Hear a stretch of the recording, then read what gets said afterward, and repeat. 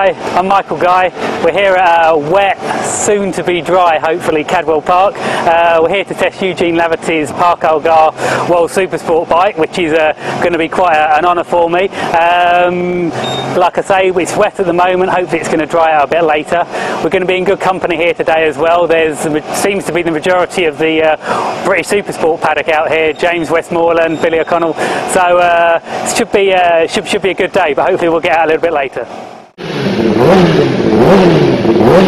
Right, here with Mark Wooditch, also known as Brains, who's the man behind the Park Algar Honda, and as we've seen this year, it's been a pretty incredible package.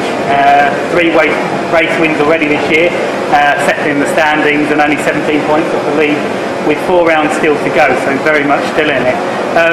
Brains, this is your baby. We spent a bit of time at the start of the year with developing the 2009 bike. For you, what's the key factor to the strength of this bike? What sort of sets it apart from, say, the Tenkate Honda, which you're obviously racing against? Well, obviously, one of the key points and the biggest part of the bike is obviously the suspension. We're one of 3 teams, along with the Yamaha team, that has a factory contract with Öhlins, where we get full support. So from that, we've got the best forks that Öhlins make, which is a gas pressurised fork kit, and also the Öhlins rear shock, which is a hand-built shock, which is 1.5 kilograms lighter than a road shock, and it's all hand-built titanium pistons. It's the actual chassis on this bike is probably one of the best in the championship. And have you found working with Eugene, his setup sort of requirements have been quite specific, and has that been been helped by the fact that you have had factory? Yeah, Eugene's very crucial with his setup, and riding 250s for the last 2 years has played a big part in the direction we've gone with this machine compared to what other Honda runners set their bike up, and it works for Eugene. Settings are slightly different to what we would have run in the past, but with Öhlins' expertise, we've managed to get this bike to work for Eugene, and it works really well for him. So.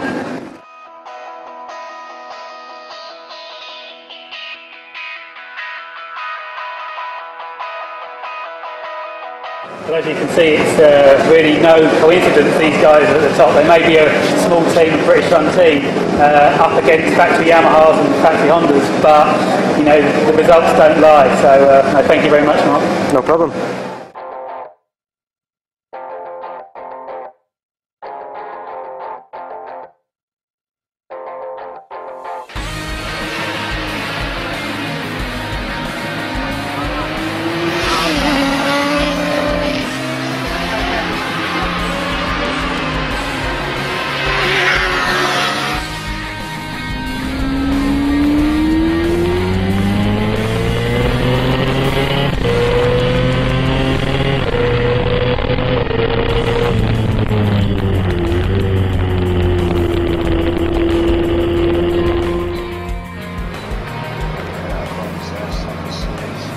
Yeah, 6 hours quite lazy for the engine, although it will. So where's that?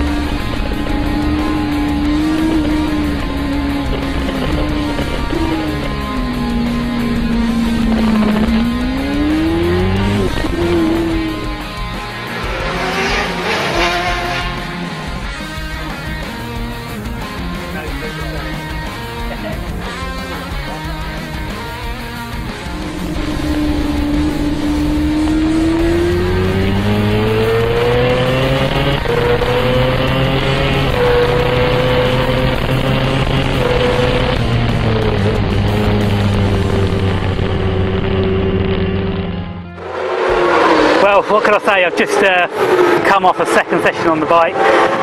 pretty much blown me away, really. I mean, I know it's a bit of a cliche, but that bike really does do kind of everything you want it to. The power's incredible, revs right the way up to 17,000, so you've got plenty of revs to play with.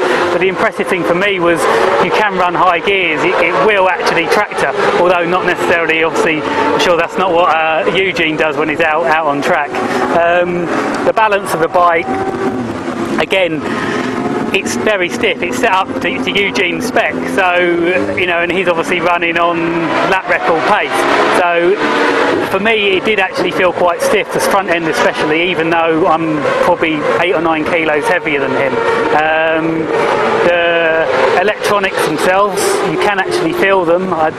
One of the first bikes I've actually really noticed electronics kicking in, and this is a 600 Super Sport bike, which is quite incredible. We've had a look at the data from in between sessions, and Brains, the crew chief, gave me a few pointers as to how I can ride the bike differently and where I can improve things. And as a result, I think we were about a second quicker in the second session we were in the first one, which is obviously quite satisfying.